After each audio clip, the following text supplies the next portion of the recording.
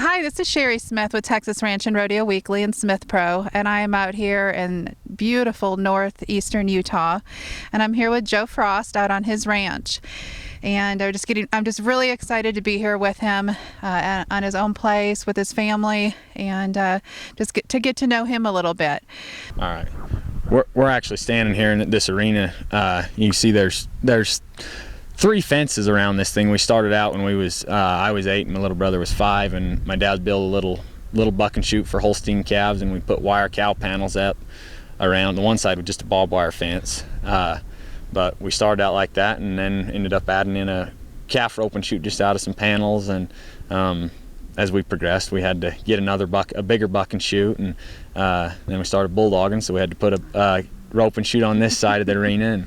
And now we've got to the point where all 3 of us brothers, nobody's going to be riding calves anymore, so we've never had a right hand delivery buck and shoot, but I just got this one put in here the last few days, and I think it's something that's going to help me, because I've rode thousands of head out of a left, and the only time I ever rode out of a right hand delivery was at the rodeo. And I think it's something that's going to help me here and the rest of my career, being able to get on more often out of the right hand delivery buck and shoot. Absolutely. So how long have you lived here? Has it been your whole life? And tell me about your, just kind of your family history here. I've lived here my whole life except for the last 4 years I spent in Oklahoma at college. But this is actually the house my dad grew up in, and my grandpa passed away in '85, and my dad took over the ranch and ended up getting married and living here, and has expanded the ranch, and now I'm kind of getting to the point where I'm buying some cows and looking for some land. But with my rodeo obligations, I can't be too tied down to having too much work to do here at home. But I do enjoy any chance I get coming home and moving sprinklers or moving cows, fixing fence, all the stuff that I hated doing as a kid. And then you go spend 200 days on the road and you just can't wait to come home and pound some posts. And so, but it's really good. It's something that you get to forget about all the stuff that you have to deal with out on the road, and all of a sudden you're just a regular person again. And it's about get up in the morning and go to work and get on some practice bulls, and I guess it just kind of brings you back down to earth a little bit, and I really enjoy it. I always ride better after I've been home for a few days working here. That's good. Well, and you brought up a good point, because I think that it's a real struggle for rodeo athletes, bull riders, anyone in rodeo, when they get to a certain level in the sport. Fame is an issue. It can become a problem for many, that they struggle with being famous, with the money, with the women, get into some things that they maybe shouldn't. And how do you handle that? This is your second year going to NFR, and you've been in it for your whole life. I mean, how do you handle that when you are out rodeoing and have to deal with those issues? I think the biggest thing, and I noticed it last year after going to my first Wrangler National Finals rodeo, was you don't change when people get to, more people get to know and you become kind of famous, but the way people treat you changes. That everybody wants to talk to you, everybody wants to ask you questions. I let it affect me bad this year at the college finals. All week, everybody, it was like they didn't think that they were on my level being there. Everybody wanted to ask me questions and ask me what they did wrong, and I don't know, guys. I'm here trying to do what you're doing. I made the national finals last year, but right now I'm just at the college finals, and I let that kind of aggravate me, and ended up not defending my title the way that I should have handily done, in my mind. But I think that the biggest thing is just remembering where you've came from, and my dad told me when he dropped me off at college, he gave me a gold coin, the gold dollar that has Sacagawea on one side and the eagle on the other side, and he told me that the Indian Sacagawea was, because we live on the Indian reservation, he said that's to remember where you came from, and the eagle's to soar like an eagle. And so, I still have that coin. This is something that I've kept with me ever since. It's been 5 years now, but I think it's just important to remember where you came from, and why you started doing it. I think is the most important. So you don't just ride bulls. you do other things in the rodeo. Can you tell me? I mean, I know this past year you're focusing more on your bull riding, right? But what other things do you do in the rodeo? I've actually attempted every event.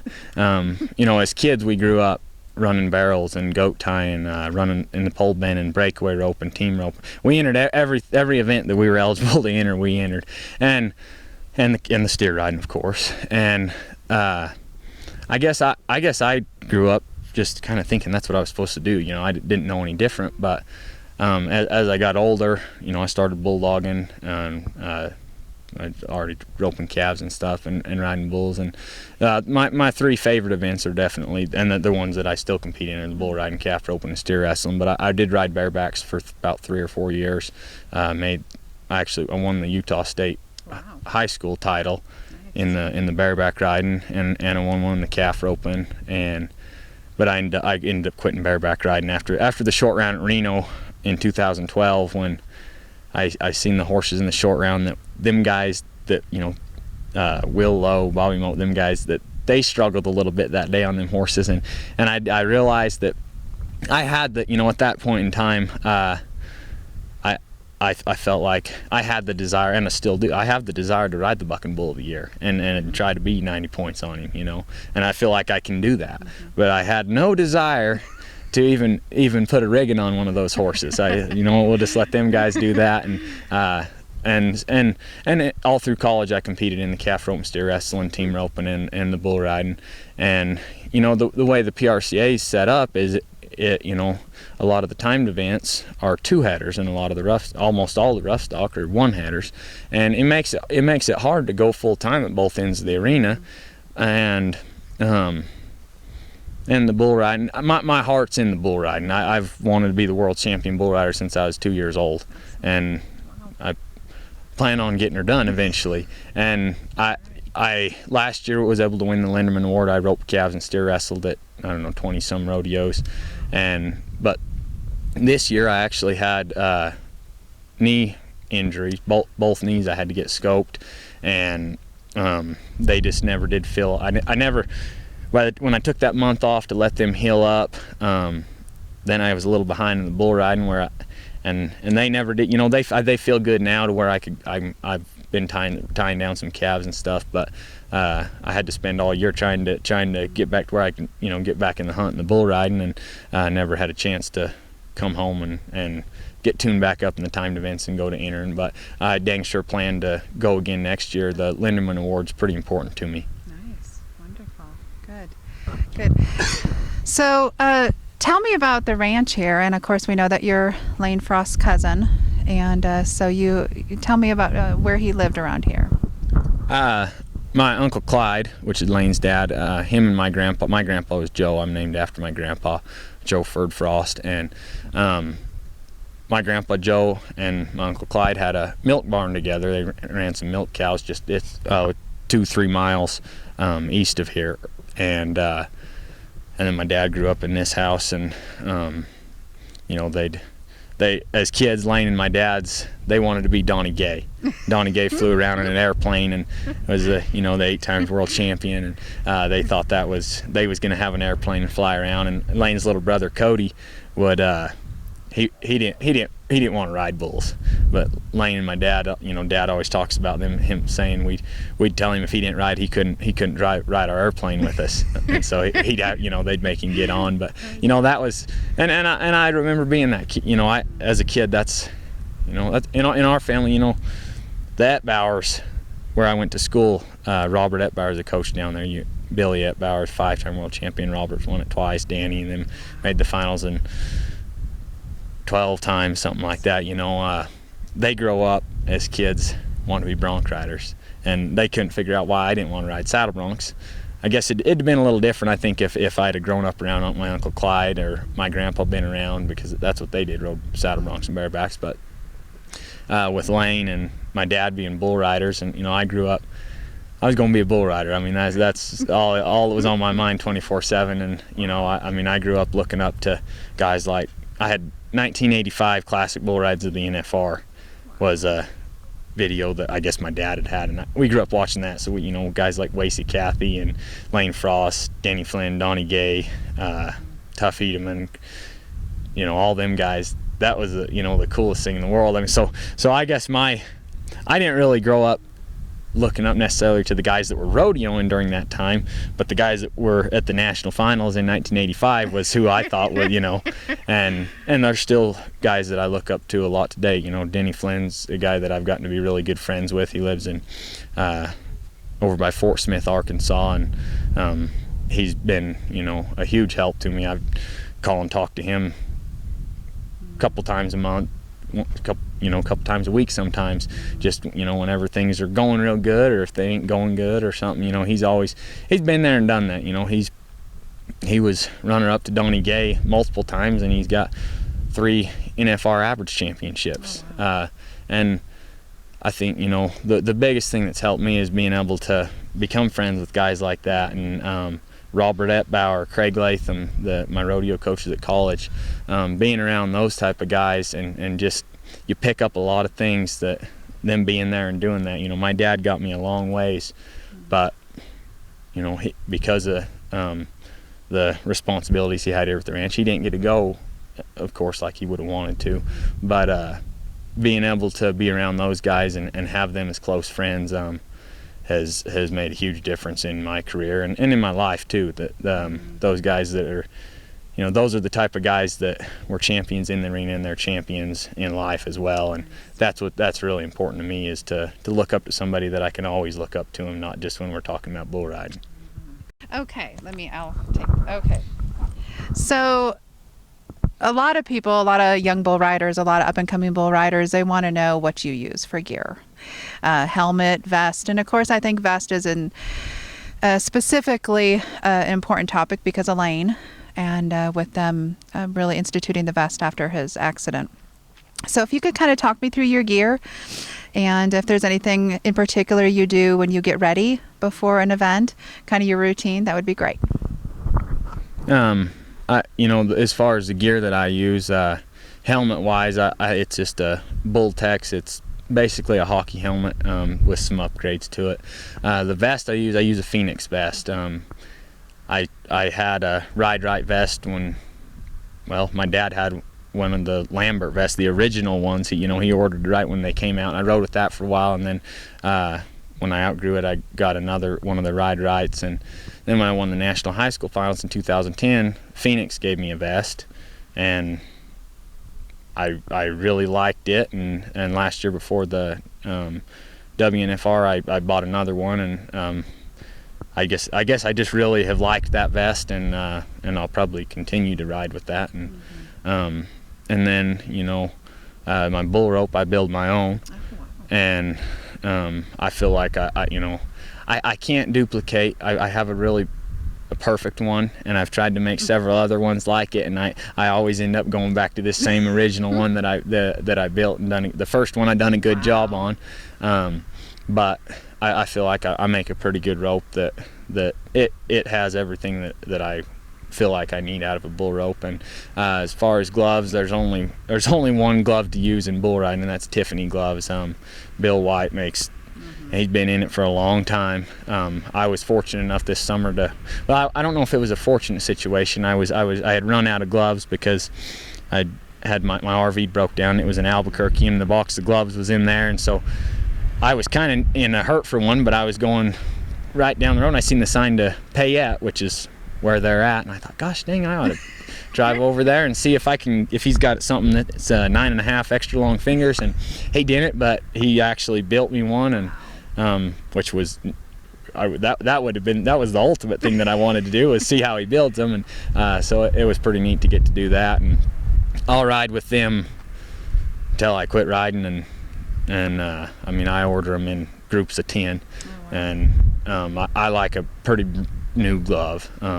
I only ride about 10-15 bulls with them most time. Every once in a while you'll get one, because on them hides, there's some parts of them are better than others, and so you'll have 1 or 2 gloves that out of the hide that'll last 20-30 bulls, and 1 or 2 that may only last 1 or 2.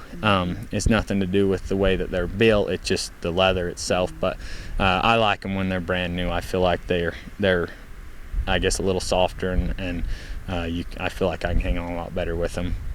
And as far as getting ready before I ride, I think the biggest thing is have a routine. Always do it the same way every time. One great thing about that is if you always take everything out of your gear bag the same way and put it back in there the same way, you're not going to forget nothing. If you're all, I'm always getting after my little brother because he was the worst. He'd just pile it all in there, and when he pulled it out, it was all just a mess and dirty, and he was always leaving a boot somewhere, and there's several times he still does that. But I think that's really important. And the other thing before I ride, I feel like it's extremely important to warm up and stretch. Sage Kimsey, the world champion, his theory is you ever see a lion warm up or stretch before it attacks the zebra. Oh, and I said, well, I'm not a lion, but it's something that's helped me. I never had it, knock on wood, I ain't never had a torn groin or nothing. And as far as getting sore, I don't get sore as much as what I think a lot of guys do because I stretch so much and try to stay in real good shape. And I think the other thing that helps with that is I get on a lot of bulls. Before I go to the finals, I'll got on 45 some head of practice bulls in the next month. I'm getting on 2 every day. And I think what that does, and none of them are real rank or hard to ride, but what it's doing is it helps my timing, and it's getting my legs in shape, and all the muscles you need riding, and where I learned that was from Denny Flynn. He told me the first year he went to the finals, he came and placed in the first round and the second round, and then after that Plum got beat up, and he said when I left there, I threw my gear bag in the car and didn't want to ride bulls again. And what he'd done is, after the last day of the season, he says, I went home and I was sore, so I just thought I'll just take the month off and heal up. He said, I went and played basketball and jogged a little bit, but he said, man, after 2 bulls, I was hurting. I hadn't been on a bull in a month. He said, I called whoever the guy was that was his mentor. He said, I called him and he said, well, you idiot. He said, you don't use the same muscles riding bulls as you do playing basketball. And he says, next year you go get you two nice jump kickers and you ride them for 30 days before you go out there. Wow. And he said, man, I went out there the next year and win the average, and you ride 8 out of 10 or something. And he said, I was ready for 20 more. And it helped me so much last year because, when we got to round 5 and 6, everybody was pretty sore, but man, it was, I was in shape to that because I had been getting on so much. And I feel like it's something that helped me, even because I never, we really don't have an off season really. The only real off season kind of we have is right now, and that's just optional, and so but it's been something that I really believe in is getting on a lot of practice bulls. But they, when I say practice bulls, they're practice bulls. They're not the bull you get on at the rodeo. Right. But it's got to be safe if you're getting on bulls that you get on at the rodeo, and most of the time you're getting on a practice, you don't have Dusty Tuckness and Cody Webster and Aaron Ferguson out there. In fact, I just have my dad that's as scared or worse than I am. And so I think it's important what you're practicing on is what you can ride and get away from safely. That's good, very good. Okay, what advice do you have for young people looking to ride bulls? Pretty much what I just said, but I'll elaborate on it a little bit. You've got to, if your parents haven't done it or can't help you with it, it's just learning to ride bulls is just like learning how to walk when you're a baby. You don't start out running. You start out crawling, and then you get to standing up and take a couple steps. And bull riding's the same thing. You can't ride Long John until you've rode the old Red Bull out here that just comes out and or the Holstein calf that jumps and kicks down the pin. I started out on like bottle-fed Holstein calves that they just trot out there, and you get to where you master that. Well, then you get one that bucks a little harder, or maybe runs, and you eventually graduate to rope and steers, and and the biggest thing, don't get in a hurry. I didn't get on real big bulls till I was a freshman in high school, And the only reason I did that is because my dad thought I was done growing. I weighed 135 pounds and was 5'8", which was what he weighed when he graduated. He didn't know I was going to get 2 inches taller and grow 40 pounds, or he probably would have made me wait a year to get on him. But you know, I was big enough that I had some mature strength and I could handle the power of big bulls. I would say don't get on no mini bulls. Stay away from that altogether, because if you look at a mini bull and the way they buck, then I mean, I know there's a lot of people out there that it's a big thing to them. This is my personal opinion. I feel like it's helped me a lot not getting on them, and I would never put my kid on them or my little brother on them, just because I don't feel like they buck. They don't have the same movement as what a bull does, because they're dwarfs, they're midgets. You know, a human that's a midget, they don't, you know, because of the size of their legs, they don't walk the same way you know, someone like me or you with long legs does. And then mini bulls, it's the same thing. That, you know, they're them short choppy strides, and they got power, you know, that muscle and power that testosterone in a bull builds. I think that's hard on them kids, and it doesn't teach them to, you know, you can get on a roping steer that has the same jump and kick and the motion of what a bull does without the power. And so you're actually learning how to ride that. Well, then all you got to do when you go to getting on bulls is get over the fact that he's a bull, and because you have the same, the timing is all the same with rope and steers, or, you know, we ride the Red Angus replacement heifers, but their timing and their stride and you know, the length of their jump and kick is all the same as what a bull, you know, that you're hopefully shooting to ride when you grow up. Right. That's good. That's good. Let's see here. I guess there's a lot of hot topics right now, and the ERA is one of them, and the PRCA, and there's a lot of issues with that, a lot going on. I'm just wondering if you have anything you want to add to that. You know, I don't know a lot about the ERA. I hadn't been, I guess I'm not elite enough, but you know, in my personal opinion, there's only one professional rodeo organization, and there only ever will be, and that's the PRCA. As a kid growing up watching the Wrangler National Finals Rodeo, that to me is the most prestigious thing, to win the average at the National Finals Rodeo, to win the World Championship in the PRCA is, I don't know, it just means a lot to me, and it's something that, you know, it's been going since 1932, and the National Finals have been going since 1959.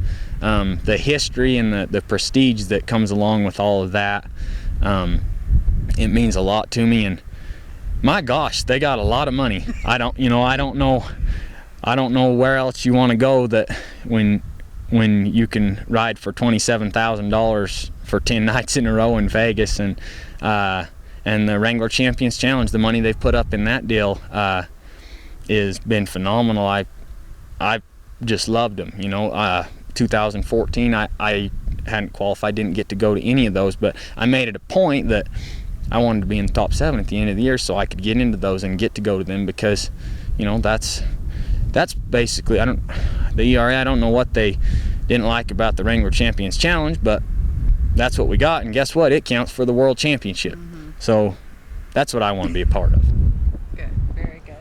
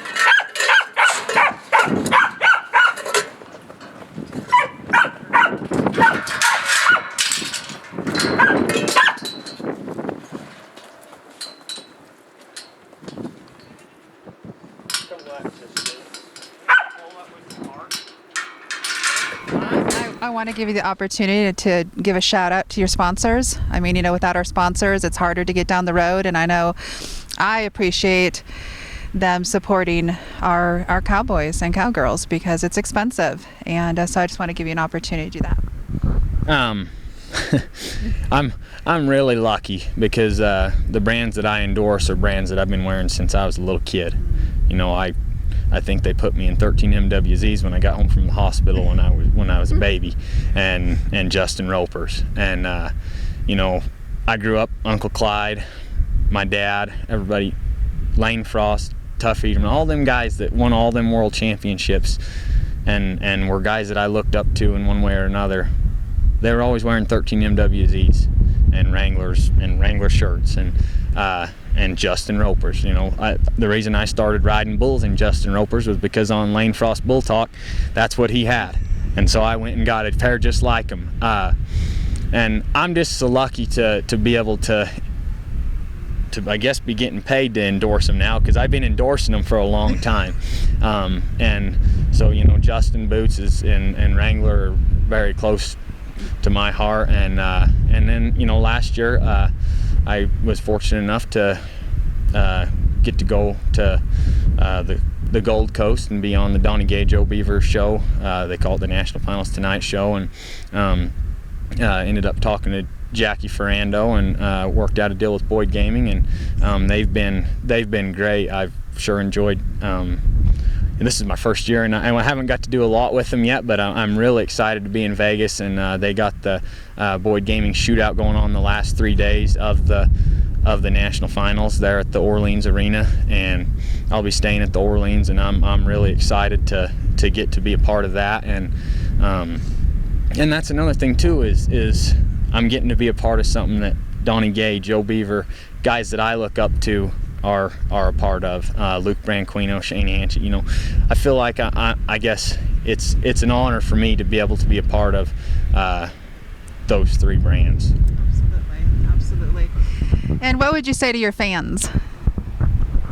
Well, if you don't have Frost Fever, go to frostfever.com and get you a t-shirt.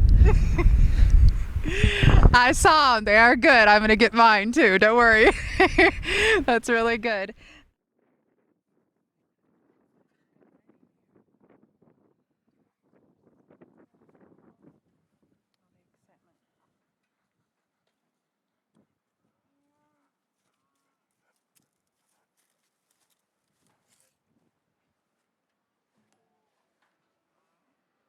Can you go ahead and just take some pictures with that for me?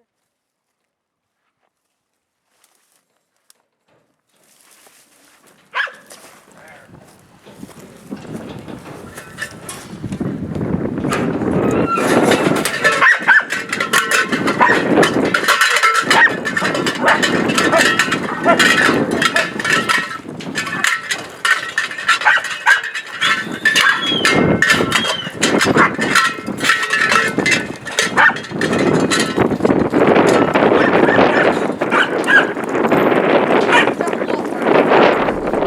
Just love to thank the troops and the military and everybody. I don't get to do what I do without you guys.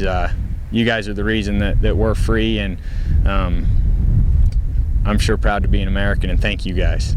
Well, I just want to thank you, Joe, for having me out today and this evening, and got to see the sunset on your beautiful ranch. And it's getting a little chilly, but that's all right. We're tough. We can handle it.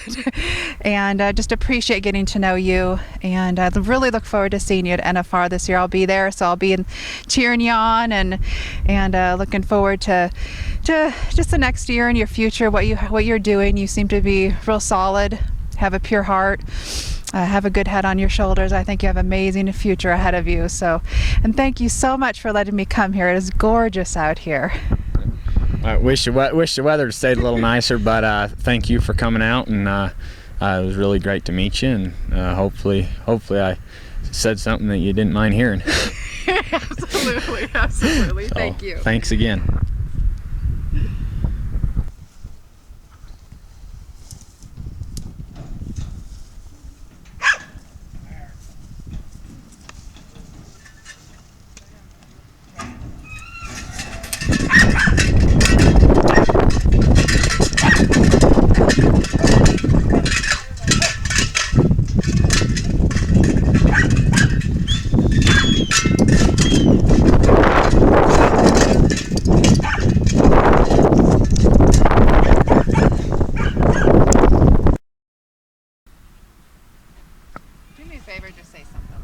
Hello.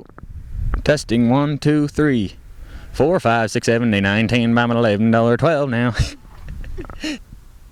I did get off topic. Good point. Oh, was it? Well, wasn't that perfect time? Oh, Joe. Okay. Come here, kids. Come here, kids. For some reason, I always have to go high. Here, come here.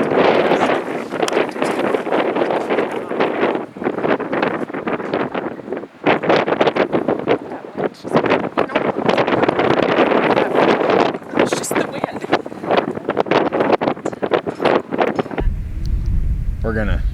We're gonna finish this thing just in time. I feel like it's fixing to rain. Yeah. And it just got cold, didn't Good it? thing we're tough. I'm from northern Wisconsin. I'm like, okay, I'm in Hawaii. Oh, you are from where? I haven't been there when it's cold, but I've met people that. Well, I've heard it gets cold here in the winter. Yeah, it does. You know, I don't.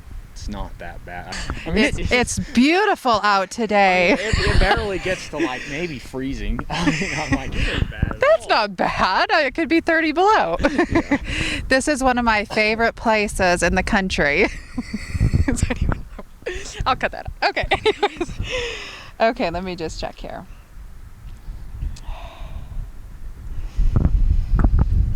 Okay, I think we did pretty good.